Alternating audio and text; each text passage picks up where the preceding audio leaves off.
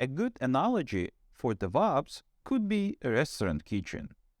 In a restaurant, the chiefs, developers, are responsible for creating new and delicious dishes, features, and updates for customers.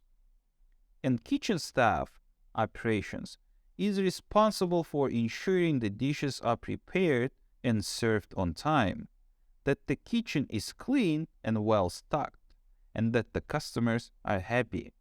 Like in a restaurant, in a DevOps environment, developers are focused on creating new features and updates to software, while operations are focused on ensuring the software is deployed and running smoothly, that the infrastructure is reliable, and that the end users are satisfied.